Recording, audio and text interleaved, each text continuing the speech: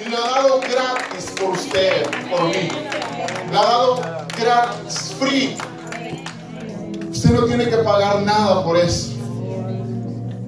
Ha sido gratis. Ha sido por su gracia, por su misericordia. Por su gracia y por su misericordia es que estamos aquí. Por eso usted levanta su mano y diga: gracias, Señor.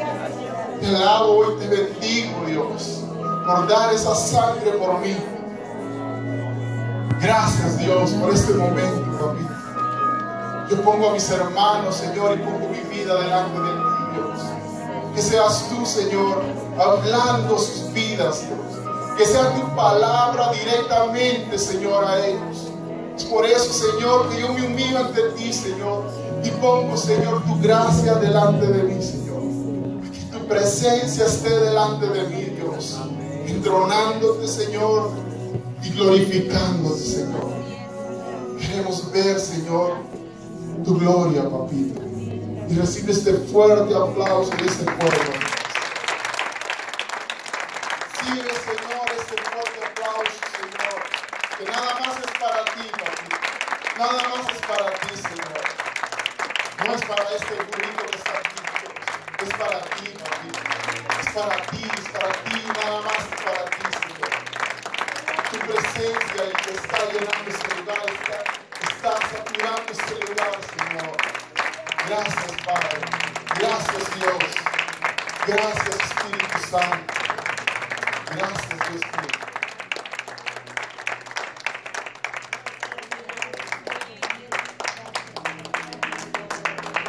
Pueden sentarse.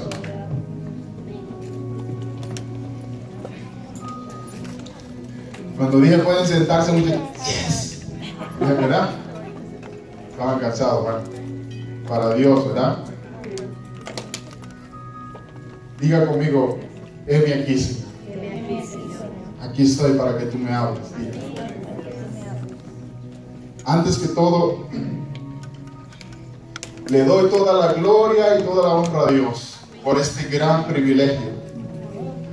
¿Se imagina este gran privilegio que simplemente Dios tiene con nosotros, conmigo? Es un privilegio muy grande el traer su palabra, el que yo pueda servirle llevando esa palabra, trayendo esta palabra para que nos edifiquemos, para que seamos edificados, que seamos confrontados con su palabra. Hay muchas cosas que Dios trata con nosotros. Nos habla y nos confronta muchas veces. Lo que pasa es que a veces nosotros no distinguimos la voz de Dios, quizás. Muchas veces nosotros no distinguimos si el Dios que nos está hablando es el diablo. Pero obviamente la voz del diablo es entendible. Y la voz de Dios también. Pero lo que pasa es que nosotros preferimos a veces la voz del diablo a escuchar la voz de Dios, que es tan preciosa. Cuando a mí los pastores me delegaron que yo trajera esta palabra, yo empecé a maquinar muchas cosas en mi mente. Yo empecé a dejar que quizás el diablo hablara a mi mente, que llegara mucha basura en mi mente. Y yo sé y estoy completamente seguro de que desde ese momento, Dios empezó a tratar en mí, que de por sí está tratando conmigo desde hace mucho tiempo, pero es de ahí de donde surgió esta palabra que yo sé que ya se ha hablado aquí, pero Dios quiere hablarnos nuevamente. Pero si Dios trae una palabra, si usted no se sienta confrontado, usted no se siente enojado, no se sienta que es para usted. Porque los siervos que hablan aquí, los pastores, no crea que ellos se sientan a sacar una palabra de la Biblia para traerla específicamente por una persona.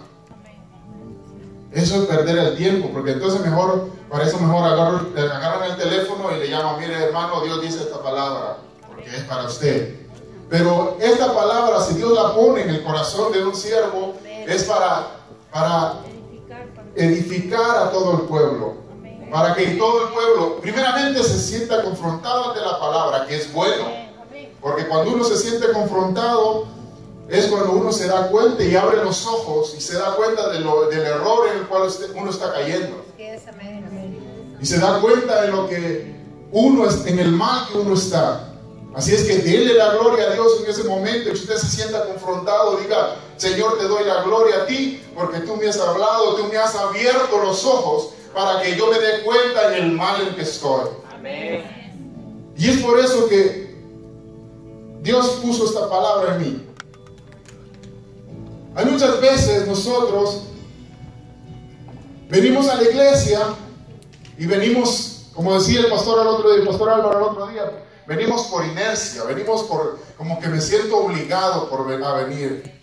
Venimos, por ejemplo, el miércoles, el día de oración, venimos como obligados aquí a la iglesia, y porque si no me sientan.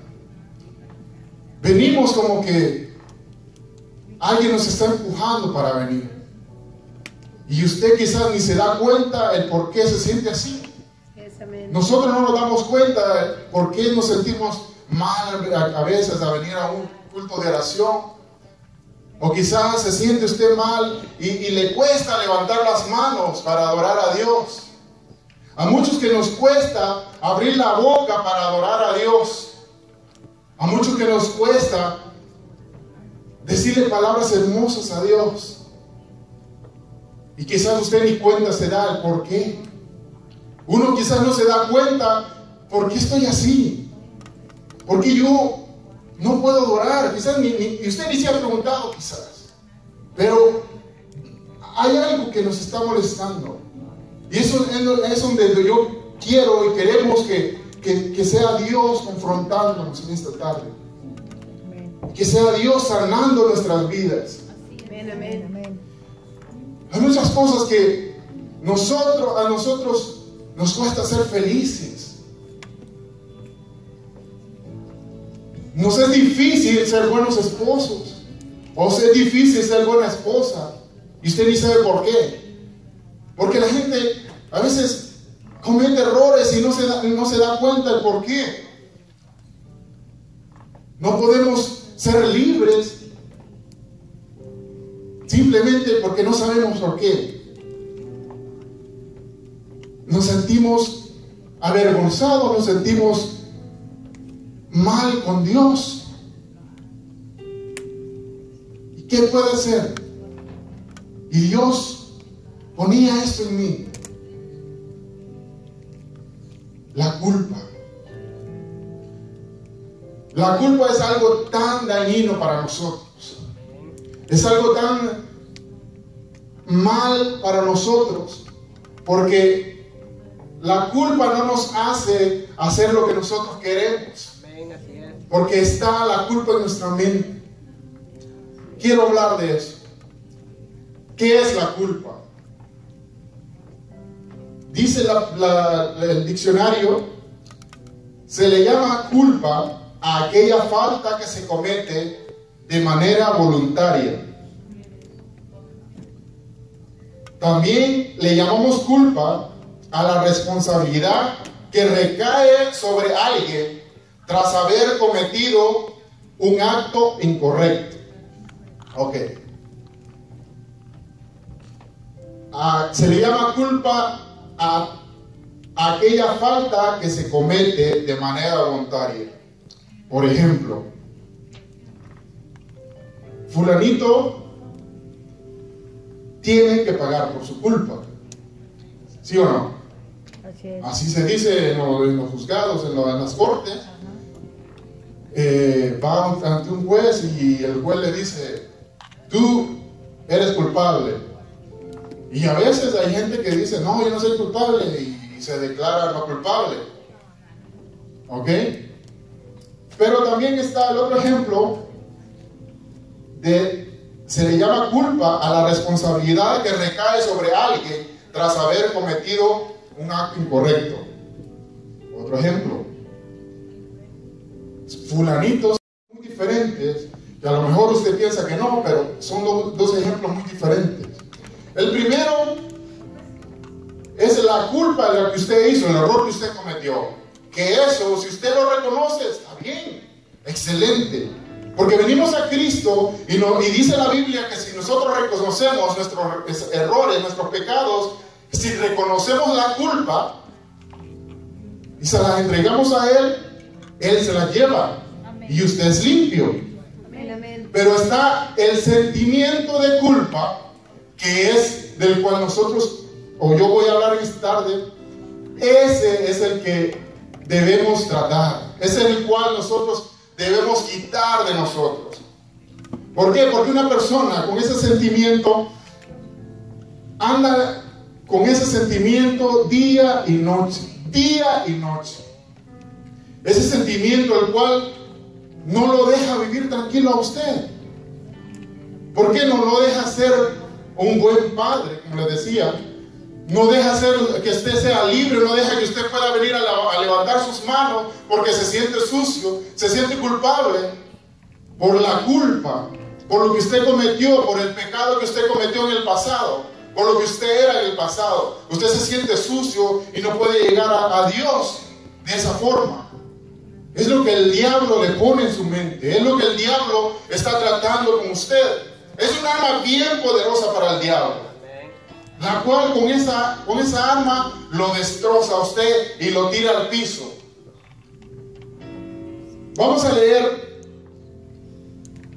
Génesis 3:8. Y cuando lo tenga me dice amén.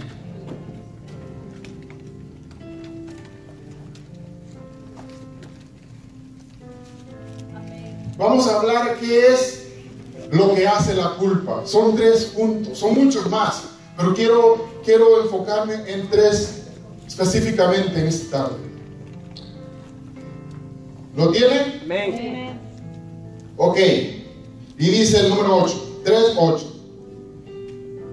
Y oyeron la voz de Jehová. ¿Quiénes oyeron la voz de Jehová? Adán y Eva, ¿no? Vamos a hablar de ellos.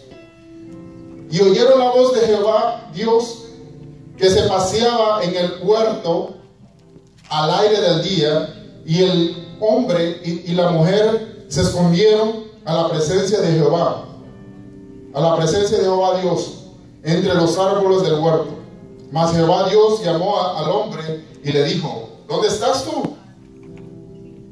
Y él respondió: oí tu voz en el huerto y tuve miedo porque estaba desnudo y me escondí. Y Dios le dijo: ¿quién te enseñó que estabas desnudo? ¿Has comido del árbol que yo mandé no comieses? ¿Qué es lo que hace la culpa? Te avergüenza.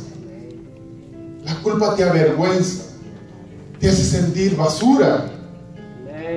Porque ustedes, si yo me imagino en ese momento, Adán, no crean que vino, escuché tu voz y no se podía meter las manos al bolsillo porque no tenía, ¿no? Entonces, escuché tu voz y me escondí. No, él no creo que estaba así. Yo no me imagino a Adán de esa forma. Yo me lo imagino avergonzado, sin poder ver a Dios, sin poderlo ver porque estaba avergonzado por lo que había hecho. Entonces, a pesar de que Dios estaba ahí, y Dios, no crean que Dios fue así malo y se enojó y ¿quién te dijo? Le gritó. No, simplemente le preguntó: ¿quién te dijo? Entonces viene uno y, como siempre, desde ahí que comienza a echarle la culpa a otro, empieza a echarle la culpa al fulanito, al que está al lado, al que uno no puede aceptar su error. Si quizás Adán hubiese aceptado su error, otra cosa quizás hubiera sido. Pero le echó la culpa a su mujer, a la mujer que Dios le había puesto. No, es que la mujer que me diste. Y la mujer le echó la culpa a la serpiente. Y si hubiera habido otra cosa ahí, la serpiente le hubiera echado la culpa a otra cosa. Pero ya hasta la serpiente llegó. Qué bueno, ¿no? pero ¿qué? Nunca aceptaron su culpa. Entonces, ¿qué es lo que hace la culpa? Te avergüenza, te hace sentir basura, te hace sentir lo peor. Esa es la número 1. La número 2, vamos a Salmos 38, 4 al 6, y que lo voy a leer en otra versión yo, porque está más específica.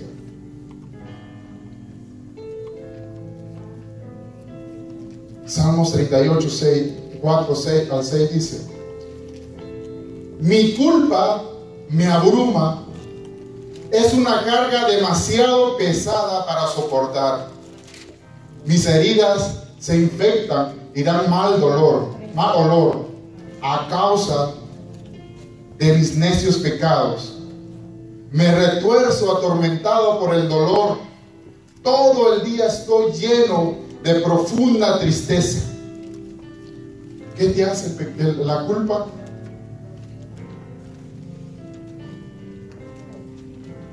Te abruma, te pone ese peso encima. Andas todo el día entristecido, andas todo el día con ese peso, con esa carga, que es un costal de piedra que andas encima. Así es, amén. El que escribió ese salmo, ¿saben quién fue? Fue David. ¿Quién fue David?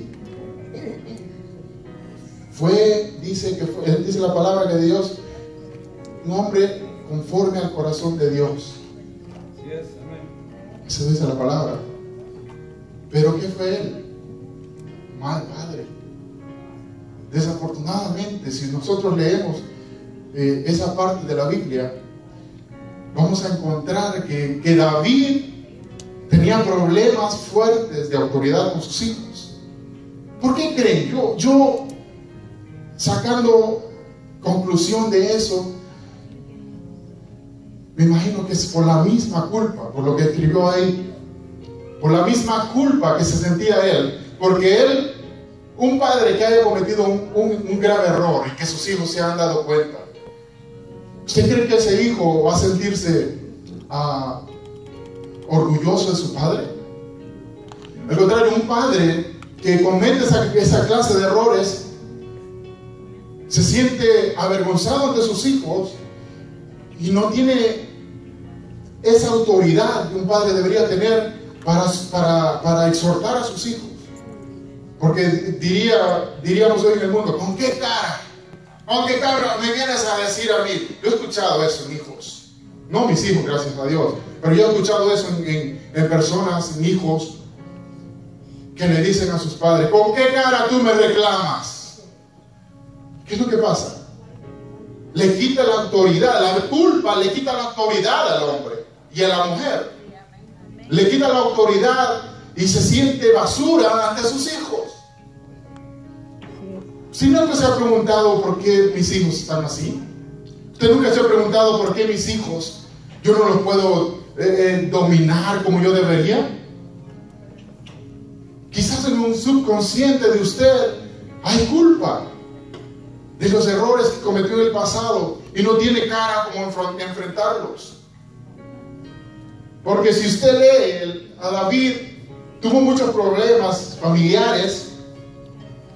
Uno de ellos fue que uno de sus hijos violó a otra hija, media hermana de él, ¿no? La violó. ¿Y qué hizo él? ¿Qué creen que hizo él?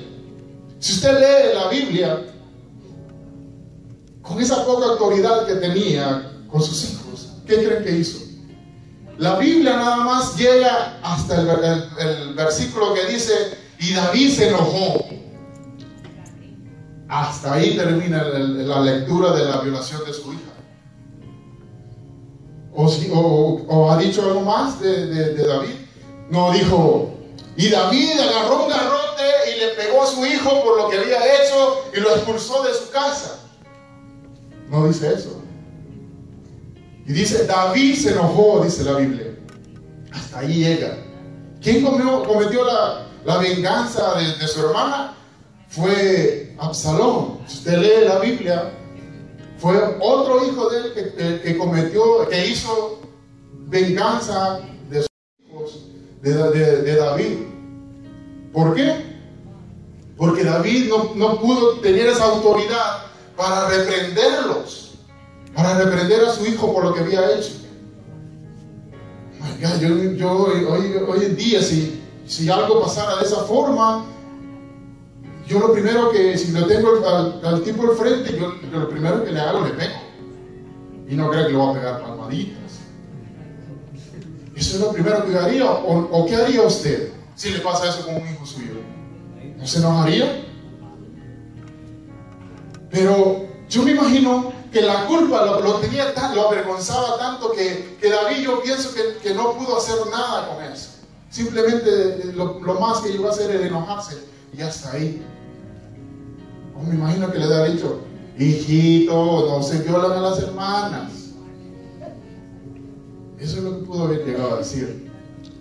Pero la culpa te avergüenza, te pone como basura, te entristece, te pone ese peso sobre ti y tú andas, levante su mano por lo mismo.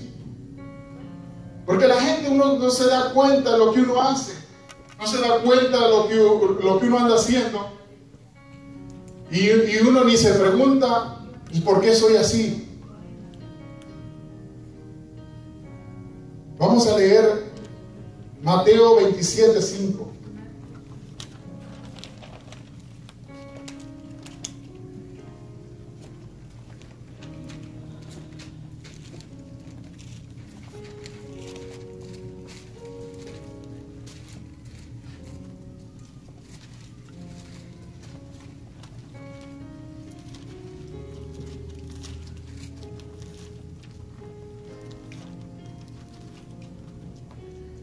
Y dice la Biblia, 27:5.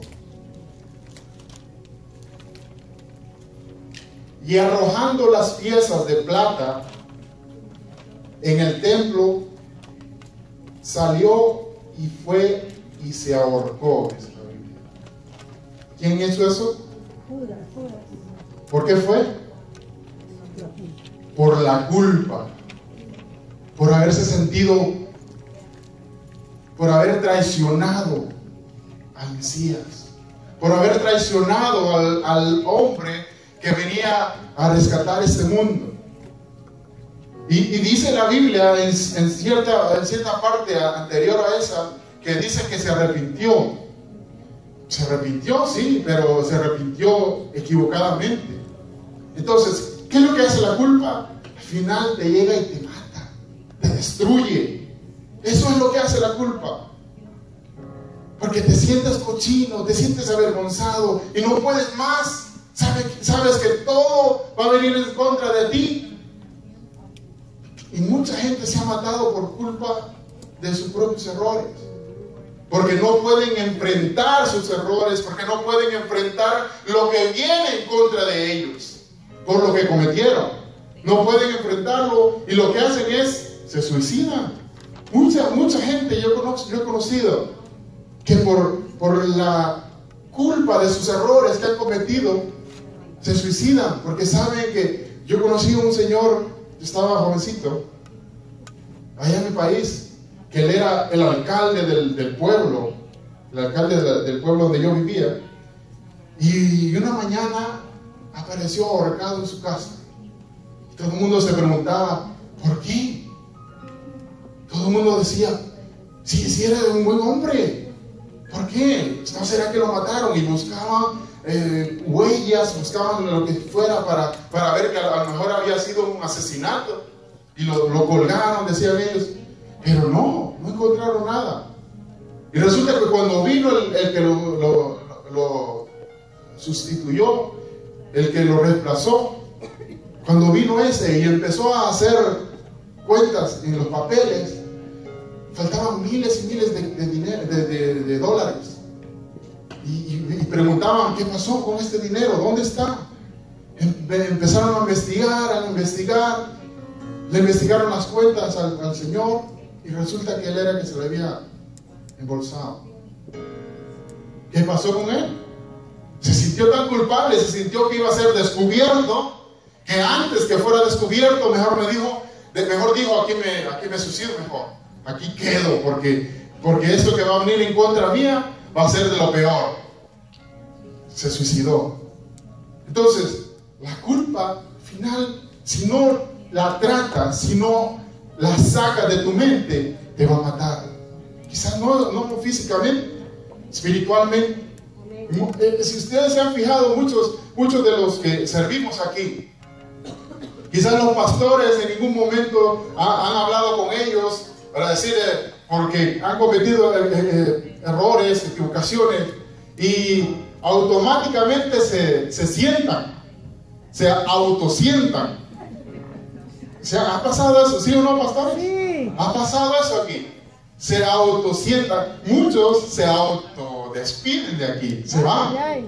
¿Por qué? Por la culpa. Y quizás los pastores lo que iban a decir, mira, tú estás haciendo esto y esto y esto, porque aquí se hace eso y gloria a Dios por eso. Pero quizás no iban a llegar al punto de aceptarlo, quizás simplemente lo iban a exhortar y hasta ahí. Pero la persona se siente tan culpable que en vez de afrontar el problema, huyen de él y se sientan. Amén, amén. Se sienten sucios, se sienten cochinos y no pueden afrontar ese problema. Entonces, y se matan espiritualmente. Tú quizás debiste o deberías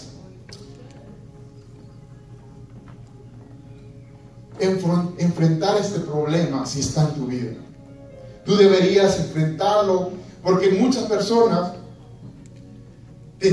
la culpa la tienen tan bloqueada que no pueden ser libres para alabar a Dios, no pueden ser libres para hacer lo que ellos quisieran hacer, porque la culpa los tiene tan atados, que no pueden servir a Dios como deberían. No pueden servir a donde quiera que sea, quizás en los trabajos seculares, no pueden servir. ¿Por qué? Porque la culpa los tiene tan atados que no pueden ser libres. Y al final de cuentas, llega una persona a ser verdugo de uno mismo. A ser uno mismo el que se auto critica, uno mismo el que se aniquila por uno mismo. Uno mismo el que anda con el martirio de yo soy así. ¿Usted no se ha preguntado algunas veces qué es lo que está pasando en su vida? ¿Usted no se ha preguntado por qué yo me siento así? Si usted se pregunta, quizás va a llegar a la conclusión que es la culpa la que lo ata. Amén. Amén. Así es. Gloria a nuestro Dios. La misma culpa te hace que te sientas frustrado, que te sientas angustiado, que te sientas infeliz, que te sientas inútil, incapaz de hacer las cosas por lo que tú fuiste en el pasado. Porque dice la Biblia que Él llevó nuestras culpas, Él llevó nuestros pecados y los tiró al mar, y de ahí Él no los vuelve a sacar. El único que los vuelve a sacar, ¿quién es? Satanás. Ese es el único que viene a hacerte sentir culpable de lo que hiciste, hacerte sentir sucio, hacerte sentir inútil, incapaz de hacer las cosas. Se lo puedo decir porque yo lo he vivido. Se lo puedo decir porque Dios me habló a mí primero y me sentí descubierto por eso. Porque mi pasado, yo no se lo voy a contar en este momento, pero mi pasado fue cochino, fue lo peor. Y no me mire mal, porque yo sé que usted también fue.